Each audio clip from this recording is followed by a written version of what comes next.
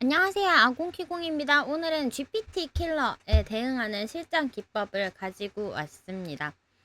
사실 GPT 킬러라는 게 표절을 잡아내거나 아니면 GPT가 썼느냐 아니냐 이거를 이제 판단하는데, 여기에 대해서 저희가 어떻게 대응을 해서 글을 써야 하는지를 담았고요.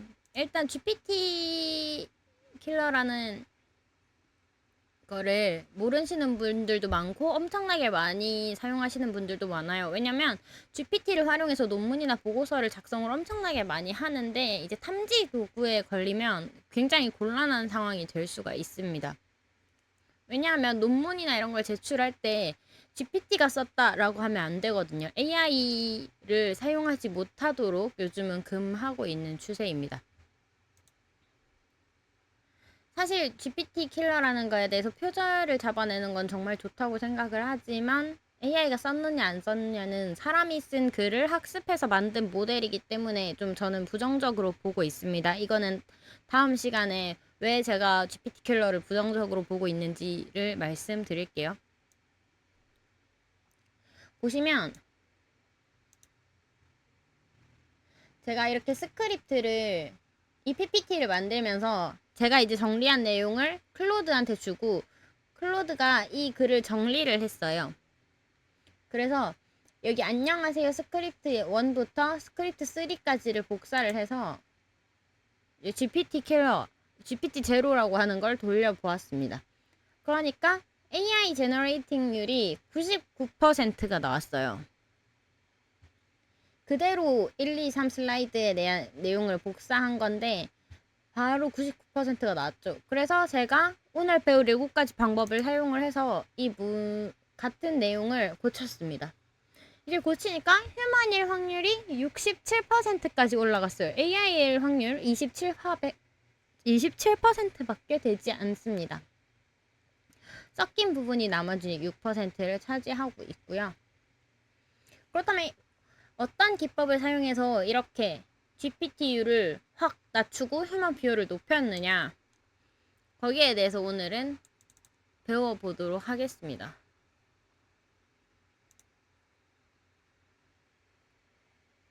GPT 탐지 우회 같은 경우에는 왜 필요한지 일단 우리가 알아야 해요. 이제 논문이나 보고서를 엄청나게 이제 AI를 많이 사용을 하면서 학술이나 뭐 전문적 글쓰기 같은 경우에는 내가 뭔가 투고를 한다라고 하면 GPT 검사를 합니다. 그래서 여기에 걸리면 표절을 했는지 아닌지, AI로 만들었는지 안 맞는지, 이걸 이제 회피하려면 좀 더 우리는 자연스럽고 GPT 패턴을 피하는 방법으로 이제 글을 쓰게 되는 거죠. AI가 생성한 텍스트 같은 경우에 인간 작성 문체로 우리가 어떻게 변환할 것인지 이번 시간에 글에서 학습 목표로 잡았습니다. 그래서 우리는 특징을 이해해야 되고 어떤 식으로 인간의적 변주를 줄 수 있는지를 알고 탐지 도구가 어떻게 작동하는지, 그래서 이런 것들을 학술 논문이나 사업계획서, 뭐 전문 보고서, 학위 논문 등에 적용을 해서 잘 써보도록 합시다. 그렇다면 GPT는 어떻게 글을 쓸까요? 일단 GPT는 진짜 빅데이터를 학습한 AI 모델이에요. 논문도 학습했고 뉴스도 학습했고 뭐 이것저것 다 학습을 한 모델입니다. 그래서 가장 이제 확률이 높은 다음 단어를 자기가 학습한 거 기반으로 이제 예측을 하죠. 그렇기 때문에 우리가 패턴이 있다라고 얘기를 하는 겁니다. 장황한 문장 구조를 좀 가지고 있는 경우가 많기는 해요. 뭐 이거는 이러해서 저렇고 저러해서 해서 같은 말을 다른 여러 문장으로 만들어서 나열을 한다던가, 이제 주어를 문제에 배치를 한다던가, 부사를 조금 덜 사용한다던가, 이런 전형적인 패턴들이 보이고 있습니다. 그래서 GPT 킬러를 이런 걸로 탐지를 하고 있고, 이 패턴을 깨고 변주를 만드는 걸 핵심으로 치고 있습니다. 그렇다면 이제 어떻게 해야 될지 전략 7가지를 한번 보도록 하겠습니다. 첫 번째는 이제 첫 번째는 반복 제거입니다.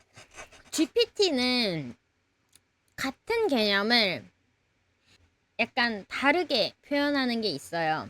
그래서 인공지능은 다양한 분야에서 활용되고 있으며 특히 의료, 금융, 교육 등 여러 산업에서 인공지능의 활용도가 높아지고 있다. 인공지능을 활용되고 있다. 어디에서 또 활용되고 있다. 활용도가 또 높아지고 있다. 지금 반복되는 거예요. 같은 말이지만. 보통 논문에서 좀 길게 하려고 이런 식으로 사람들이 글을 많이 쓰거든요. 이거를 이 패턴을 학습한 것 같아요. 그리고 데이터 분석은 기업의 의사결정을 돕는 중요한 도구이고 데이터 분석을 통해서 더 나은 의사결정을 내릴 수 있다. 지금 데이터 분석에 대해서 의사결정만 지금 2번 이야기했죠. 다른 패턴으로. 이런 식으로 반복되는 문장을 우리가 타파해서 줄여야 합니다. 인공지능은 의료, 금융, 교육 등 다양한 산업에서 활발히 활용되고 있다. 하나의 문장으로 축약하고 데이터 분석은 좋은 기구다. 의사결정을 결국은 개선시킨다. 라는 게 핵심 포인트죠. 그래서 기업에게 있어 데이터 분석은 의사결정을 개선시킬 수 있는 중요한 도구이다. 이렇게 줄여서 반복되는 문장을 타파해줍니다. 그 다음 구조 변형입니다. 실제 사람이 쓴 글을 학습하여 글을 창작하는 게 GPT의 특성이에요. 그래서 우리가 쓴 글들을 얘가 학습해서 다음 단어를 예측한다는 뜻이죠. 그렇기 때문에 이 내용을 그대로 가지고 우리는 이 형식을 변형시켜서 사용을 하는 겁니다. 같은 말을 다르게 얘기를 한다는 거죠. 그래서 인공지능은 데이터를 학습한다. 예측 정확도가 점점 높아지고 있다. 이거를 이제 지속적으로 학습하기 때문에 점차 향상시킨다. 아니면 데이터 분석은 기업의 의사결정을 돕는 중요한 도구다라고 했을 때 이 중요한 도구랑 기업을 앞으로 당겨서 기업은 데이터 분석을 통해서 도구를 앞으로 당기고 더 나은 의사결정을 내릴 수 있다. 이렇게 문장을 바꾸는 겁니다. 내용은 똑같아요. 근데 문장을 바꿔서 다른 말처럼 섞는 겁니다. 그 다음 핵심 문장 추출. 이제 요점을 뽑아서 이제 제시를 하는 겁니다. 보통 좀 장황하게 설명하는 경향이 있다고 아까 말씀드렸는데 인공지능은 다양한 산업 분야에서 활용되며 특히 의료, 금융, 교육에서 혁신을 이끌고 있다 하면 다양한 산업 분야에서 얘를 포함시켜서 혁신을 이끌고 있다 이렇게 하거나 아니면 인공지능은 의료, 금융, 교육 등에서 특히 높은 혁신을 이끌고 있다 이런 식으로 바꿔서 핵심만 뽑을 수 있습니다. 아니면 컨설팅 상품을 상품화하면 대중화가 가능하고 디지털 자료 상품화로도 등록이 가능하기 때문에 고객 대면 확률이 높아진다 하면 여기에 주제는 뭐예요? 컨설팅을 상품화해야 한다죠. 그러니까 컨설팅의 상품화는 고객 대면 확률을 높일 수 있다. 그 예로 하고 여기 이 부분들을 빼서 뒤로 넣어주는 이런 식으로 핵심 문장을 앞쪽으로 추출해주는 방법이 있습니다. 다음은 주어예요. 주어를 보통 앞에 두는 경우가 많거든요. GPT가 영어가 원래 메인이잖아요. 외국에서 개발이 되기도 했고 그래서 주어를 가장 앞에 두는 경우가 대다수입니다. 예를 들어서 I, you, he, she로 이런 식으로 다 시작을 하잖아요. 그래서 한국어 문장이나 이런 것들도 나는, 너는, 우리는, 그래서 GPT는, 그래서 기업은 이런 식으로 시작하는 경우가 굉장히 많아요. 그래서 우리는 피동형 문장으로 이거를 전환해서 작성을 해주는 게 조금이라도 GPT 킬러를 피해갈 수 있는 길이라고 얘기하고 싶습니다. 사용자는 앱을 통해 손쉽게 정보를 검색할 수 있다를 피동형으로 바꿔서 정보는 땡겨서 앱을 통해 그대로 내려오고 얘는 부사죠. 이제 주어가 목적어 자리에 들어가서 사용자에게 손쉽게 검색될 수 있다. 이렇게 변경해 줍니다. 그 다음 출처와 인용. 이거는 정말 중요한 문제예요. 얘는 일단 학술이나 전문적 레포트 같은 경우에는 보통 출처와 인용으로 굉장히 중요하게 여깁니다. 그러니까 그곳에서 데이터를 가지고 왔다고 해서 이렇게 변형하면 안 걸리겠지가 아니라 조금 다르게 표현을 하더라도 출처와 인용을 표기를 해야 합니다. GPT는 진짜 여러 곳에서 데이터를 학습을 하기도 했지만 뭐 제미나이나 아니면 것들을 보면 검색 기능을 달고 있는 것들도 많잖아요. 그래서 또 달아서도 쓸 수 있어요, 검색기를. 그렇기 때문에 출처와 인용에 대해서 굉장히 예민하게 생각을 합니다. GPT 킬러 같은 경우는 이제 이런 문장 같은 걸 끊어가지고 그 논문 사이트나 이런 데 검색도 해볼 수 있거든요.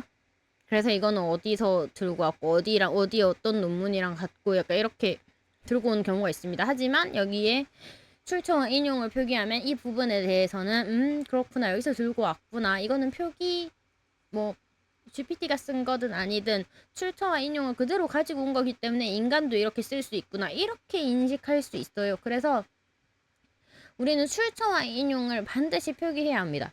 인공지능은 다양한 산업 분야에서 이끌고 있다, 이거를 인공지능협회 2023년 보도자료 무엇에 따르면 인공지능은 다양한 산업 분야에서 활용되며 특히 의료, 금융, 교육 등에서 혁신을 이끌고 있다, 이런 식으로 바꿔서 쓰는 게 중요하다는 거죠. 이거는 별표 붙였습니다. 출처와 인용은 반드시 표기하도록 합니다. 그 다음에 부사의 활용. GPT는 아까 처음에 제가 얘기했을 때 부사를 많이 사용을 안 한다고 했어요. 안 쓰는 게 아니에요. 자주 사람보다 덜 쓴다는 거죠. 그렇기 때문에 우리는 문장에 부사를 넣는 게 중요합니다. 데이터의 값이 A 지점에서 상승을 했다. 데이터의 값이 A 지점에서 가파르게 상승했다. 이런 식으로 진짜 작은 차이인데 이 정도는 논문이나 학술 논문에서 많이 사용이 됩니다. 그렇기 때문에 생각보다 이렇게만 적으시는 분들이 많거든요, 논문을. 근데 가파르게 이런 정도의 주관적은, 이건 주관적도 아니죠. 급격히 점진적으로 미미하게 현재 이 정도들은 다 써도 되는 겁니다. 정도나 방식 이런 것들을 많이 쓰고, 감정적으로 이제 이거는 별로다 이렇게까지는 안 하겠지만 정확하고 객관적인 시선에서 사용할 수 있는 부사들은 최대한 활용해주는 게 좋습니다. 마지막은 동의어의 취환입니다. 학술 용어 이런 것들은 절대 동의어로 간주하면 안 되죠. 하지만 우리는 동의어를 자주 사용할 수 있습니다. 다른 부분들에서. 예를 들어서 이제 목적은 도시재생의 성과의 소통과 책임성을 강화하기 위해 지식 번역을 수행하는 것이다. 여기 어려운 문장이 있는데 여기서 도시재생이란 말은 바꿀 수 없어요. 지식 번역 이것도 바꿀 수 없겠죠. 하지만 도시재생의 성과를 도시재생의 업적으로 바꾸고 소통과 책임성을 강화하기 위한을 여기 앞으로 당기고 목적 주어를 제일 뒤로 빼고 이렇게 우리가 변경을 할 수는 있다는 거죠. 지금 여기서 동의어를 취환한 건 성과를 업적으로 바꾼 겁니다. 이런 식으로 일반적인 표현들에 대해서는 자주 겹쳐서 쓰는 단어들이 많이 있어요. 그거를 바꿔서 넣어주는 게 굉장히 중요하다. 그래서 오히려 AI가 나왔기 때문에 우리는 국어 공부를 조금 더 열심히 해야 하는 게 아닌가 하는 생각을 하고 있습니다.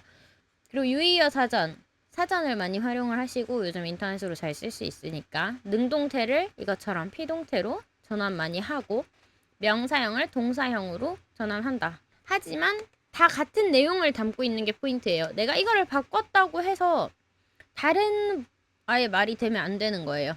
한글은 그런 게 좋아요. 크로싱 하기가. 이제 보너스 전략. 추가로 이제 우리가 고려할 수 있는 것들. 이제 복사 붙여넣기를 하지 말라는 거예요. 클로드, 챗 GPT, 제미나이 이런 경우에는 다 복사 붙여넣기 하면 얘네가 메타데이터를 이 문자 안에 작게 다 들어있거든요. 그래서 이것들을 메모장에 붙인 후에 이거를 보고 내 에디터에 직접 수기로 복사 붙여넣기 하지 마시고 쳐놓는 게 참 중요합니다. 그리고 여기서 전체 다 복사 붙여넣기해서 쓰는 것보다는 일부는 이제 직접 타이핑해서 변형과 수정을 하는 게 중요하고, 이거를 제가 AI로 어차피 GPT 킬러에 들어가는 문서들은 복사 붙여넣기 하지 말고 이 전략으로 다시 쓰라고 하는 이유는 기록을 남겨야 돼요. 만약에 내가 이렇게까지 했는데도 GPT 킬러에 걸릴 수도 있는 거잖아요, 사실. 왜냐면 GPT는 계속 진화합니다. 모델은 우리가 지금 이 순간에도 생기는 데이터를 학습할 수 있거든요. 그러면 이런 식으로 GPT 킬러에서 피해온 문장들을 얘가 학습하지 않을 거라는 보장이 없는 거죠. 그렇기 때문에 계속 진화하기 때문에 우리는 기록을 남겨야 돼요. 이거는 AI가 쓴 게 아니라 내가 쓴 거다라는 거를 증명을 해야 되기 때문에 기록 버전이 되는 거, 뭐 워드나 이런 것도 다 이제 버전 체킹 다 해놓으시고 하면서 내가 직접 타이핑해서 친 거다라는 거를 증명할 수 있어야 되는 경우가 많거든요. 그래서 직접 타이핑하는 걸 굉장히 추천드립니다. 내용은 AI한테 받아올 수 있는 거죠. 왜냐하면 글쓰기를 도와주는 도구로서 활용을 하는 거니까요. 이제 최종 제출 전 PDF로 전환해서 원본의 흔적을 제거할 수 있다. 뭐 일부 복사 붙여넣기 한 경우에는 이제 메타데이터가 묻어난다고 했잖아요. 그래서 PDF로 이거를 이제 바꿔가지고 흔적을 지울 수 있습니다. 뭐 생성 메모장 7가지 전략 적용해서 검토하고 PDF 변환하는 것까지. GPT는 이제 도구일 뿐이고 최종 완성은 인간의 손길이 필요하다는 걸 꼭 명심하셨으면 좋겠고요. 이거는 이제 제가 속임수나 뭐 이런 것들이 아니라 사실 GPT한테 걸리든 안 걸리든 이 방법은 내가 글쓰기를 얼만큼 이해하고 향상시킬 수 있는가에 대한 거예요. 챗GPT가 많은 데이터를 학습하고 그 중에 평균을 내서 가장 많이 나올 것 같은 단어를 예측해서 다음을 내보내는 거라면 저희는 이제 그거를 뛰어넘어서 어떤 식으로 글을 쓸 수 있는 방법이 있을까 하는 창의적의 연속이 되는 거죠.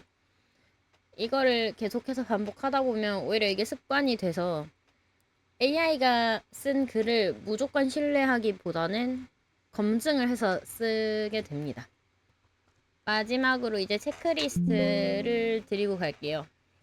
내가 글을 써서 킬러에 걸렸을 때 이런 것들을 했는지, 이런 것들을 했는데도 걸리면 내가 무엇을 증빙해야 하는지 확인을 해보셨으면 좋겠습니다. 오늘 강의는 여기까지입니다. 감사합니다.